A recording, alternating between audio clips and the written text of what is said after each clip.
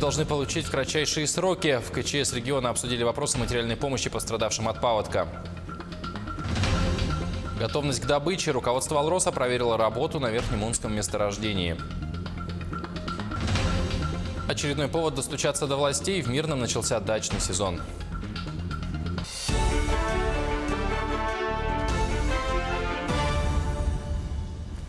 В эфире новости, в студии Павел Танин. Здравствуйте. Пострадавшие от весеннего паводка в Якутии должны в кратчайшие сроки получить единовременную материальную помощь. Об этом сказал первый зампред правительства Якутии Алексей Колодезников в ходе заседания КЧС региона. Он отметил, что задача правительства – оперативно восстановить инфраструктуру, электроснабжение и донести материальные выплаты до населения в кратчайшие сроки. Также он добавил, что все документы должны быть доведены до руководства региона в течение 14 дней после спада воды. Сегодня будут направлены средства в сумме 21 миллион 350 тысяч рублей.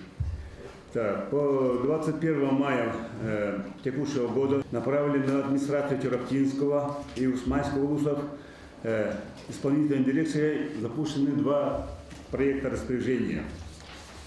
Так, и этот проект распоряжения сегодня будет подписан, и в дальнейшем будет направлена единовременная материальная и финансовая помощь пострадавшим населенным пунктам. По Усмаю выходит на 23 миллиона 140 тысяч рублей, а по Тераптинскому улусу 1 425 тысяч рублей. Так, по остальным муниципальным образованиям списки не представлены. Идет работа по составлению акта обследования жилых домов, утраченного имущества и составлению списка пострадавших граждан.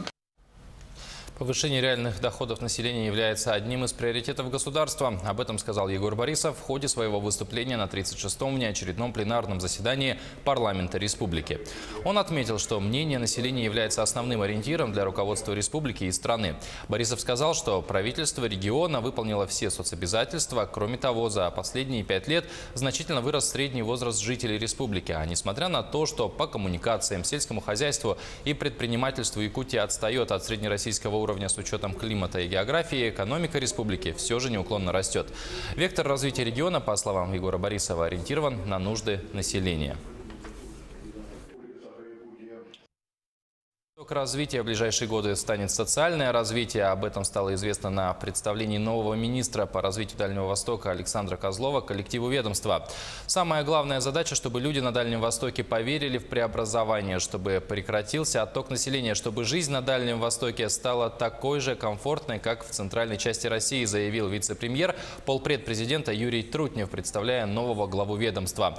Он рассказал, что обратился к президенту с предложением по поддержке развития Дальнего Востока. В первую очередь они связаны с социальной поддержкой граждан.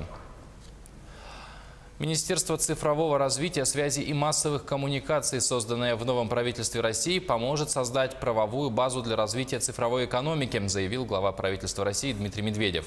В этом году фракции «Единая Россия» в Государственной Думе предстоит рассмотреть почти 50 законопроектов на эту тему, добавил премьер. Напомним, президент России Владимир Путин 18 мая утвердил министром цифрового развития Константина Носкова, ранее возглавлявшего аналитический центр при правительстве страны, а глава бывшего Минкомсвязи Николай Никифоров не вошел в состав нового кабинета министров. Законодательно определить статус многодетных семей, и чтобы положенные им льготы и привилегии предоставлялись в полном объеме. О необходимости этого заявил председатель правительства России Дмитрий Медведев. Также он отметил, что нужно отслеживать выполнение нового комплекса мер по поддержке семей, который был предложен президентом. Напомним, ранее 7 мая Владимир Путин подписал указ. Кабинет министров, согласно ему, должен до 1 октября подготовить национальные проекты по ряду направлений, включая демографию, здравоохранение, образование, строительство, жилья, науку и цифровую экономику. Рабочая группа во главе с заместителем генерального директора Алроса Игорем Соболевым проинспектировала строительную площадку Верхнемунского месторождения. Уже в октябре оттуда начнут вывозить руду на обогатительный комплекс. Игорь Соболев посетил и подземный рудник «Удачный». Об итогах работы делегации расскажут наши коллеги. 3 миллиона тонн руды в год с Верхнемунского месторождения. С 1 октября алмазники выйдут на плановые показатели и начнут вывозить драгоценную руду с Муны. В настоящее время на объекте продолжается строительство инфраструктуры. 16 мая рабочая группа во главе с Игорем Соболевым проинспектировала главную стройку компании. По словам первого заместителя генерального директора «Алроса» Игоря Соболева, имеются отставания от графика. Связано это с неблагоприятными погодными условиями. В целом хочу оценить, что отставание есть, но при этом есть и понимание, каким образом оно будет погашено в самой ближайшей перспективе. Соответственно, по итогам сегодняшнего визита специалистов компании «Алроса» можно констатировать, что у всех настрой и у всех есть необходимые возможности для того, чтобы войти в графики и запустить месторождение в те сроки, которые установлены у нас органами управления компанией. Параллельно со строительством объектов на Муне продолжается отсыпка временного технологического проезда от Удачного к месторождению. Идет подготовка цехов Удачинского ГОКа к выходу на проектную мощность. Задержка этого месторождения, она недопустима, потому что к тому моменту, когда первая руда ожидается с Верхнемунского месторождения, уже все будет готово на 12-й фабрике. И, соответственно, себестоимость произведенного карата Удачинского ГОКа уже учитывает полную загрузку фабрики, оптимальный режим работы всех технологических цепочек оборудования. Помимо объектов Верхнемунского месторождения, Игоря Соболева интересовало и строительство подземного рудника «Удачный». Мы рассматривали работу подземного рудника, рассматривали очистные работы, рассматривали работы комплекса скипового подъема и так далее. Но здесь есть определенные вопросы подготовки объемов производства, рассматривался вопрос и бурения, заряжания, то есть все, что связано здесь. Вот дополнительно на этой неделе к нам прибудет группа специалистов по из мирного будут просчитывать еще дополнительно объемы бурения, заряжания и так далее. Вот здесь мы все вопросы будем согласовывать, уточнять. Удачинский горнообогатительный комбинат выходит на финишную прямую с объемом обработки руды 10,5 миллионов тонн в год. Ирина Балкова, Денис Сиротин, телеканал «Алмазный край». Продолжаем. Нюрнбергский городской суд вынес обвинительный приговор по уголовному делу в отношении иностранного гражданина, признанного виновным в попытке дать взятку. Суд установил, что в августе 2017 года осужденный, находясь в помещении линейного пункта полиции на железнодорожной станции в Нерюнгре, предложил сотруднику транспортной полиции 20 тысяч рублей, чтобы тот, в свою очередь, не составлял в отношении задержанного протокол об административном правонарушении.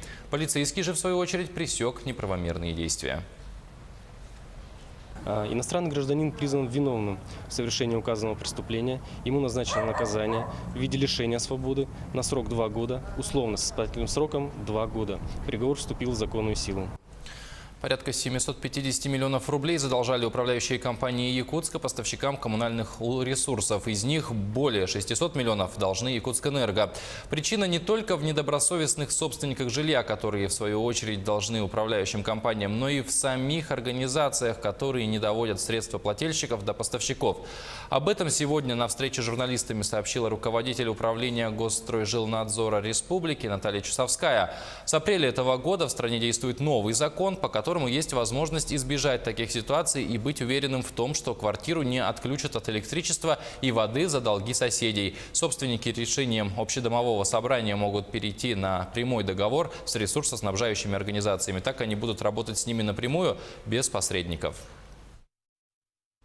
В случае перехода на прямые договора, когда договор считается заключенным напрямую с поставщиком, то, естественно, тут несет ответственность ресурсоснабжающая организация, так, за качество поставки коммунального ресурса, следит за оплатой платежей от населения. И если собственники не оплачивают, то ведет сама претензионную работу с ними.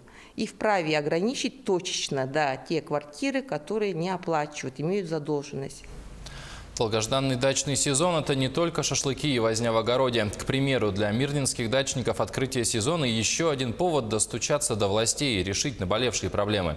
Какие, узнавала Марьяна Кутукова. Проблемы местных дачников начинаются с мысли о поездке. А все потому, что в городе нет специальных автобусов. До дач городские маршруты не доезжают. Выход – личный транспорт или на своих двоих. Так или иначе, при выборе из двух вариантов дорога предстоит нелегкая. Глубокие ухабы, лужи, грязь, а ночью и вовсе кромешная тьма на дорогах из-за отсутствия уличного освещения. Дачники говорят, эти проблемы не решают десятки лет. Председатель кооператива садоводчества, он должен беспокоиться. Ему говоришь, он бесполезный. Мамед Аллахвердиев – заядлый дачник. В его маленьком участке на 3 сотки растет все, начиная от картошки до арбузов и малины. На зиму хватает, и это несмотря на то, что поливать растения бывает нечем. К примеру, сейчас воды нет. Ему, как и всем дачникам в округе, приходится собирать снег или привозить воду с города. У нас с водой, конечно, проблемы большие. В конце июня или начало июля только дают нам воду. А дают это как? Ну как, председатель, пойдем, пожалуемся, он включает. Или же говорит, нет воды, долг у него большой. Насколько я знаю, в прошлом году у него 9 миллионов висело в долг за воду. Не знаю, он у него оплачен или нет. Как в этом году будет, не знаю. Соседке Мамеда Елене с водой повезло. За ее участком течет ручеек. Правда, по поводу качества этой воды хозяйка сомневается. Раньше же было, по-моему, у нас каждый день вода, сейчас 2 раза в неделю. Ну, так, мне хорошо, у меня ручей за калиткой, за дачей, поэтому меня спасает. С водой тоже перебой бывает. У нас одна проблема, у нас дороги. Потому что сюда невозможно подъехать, такси вызвать невозможно. Не дай бог, что скорая, и она не приедет сюда. А когда здесь дорогу последний раз отсыпали, там что-нибудь проводили, какие-нибудь работы? При моей памяти такого не было, чтобы ее отсыпали и проводили. Несмотря на многолетние проблемы, отчаиваться дачникам некогда, особенно когда впереди столько забот. Ни за что не будем отчаиваться. Так что сейчас будем переезжать в теплицу, все выносить, помидорчики, баклажанчики, перчики, цветочки. Вот и все, будем уже скоро в землю садиться. Все хорошо остальное. Лишь бы здоровье было, остальное все наладится. Еще бы руководители беспокоились бы о нас. Вообще было бы классно. Марьяна Кутукова, Евгений Тайтонов, Федор Петров, Мирный. Согласно православному календарю, сегодня отмечается Николин день. Праздник получил свое имя в честь святого Николая Чудотворца, а само торжество приурочено ко дню переноса мощи святого угодника Николая в город Бари, находящийся в Италии. Принято считать, что в этот день начинается лето. День Николы Летнего является одним из наиболее почитаемых христианской церкви праздников. В православии Николай Чудотворец – покровитель детей, влюбленных пар, солдат, купцов, торговцев. Кроме того, святитель и защитник людей, которые незаслуженно понесли наказание. У меня к этому часу все. Оставайтесь с нами.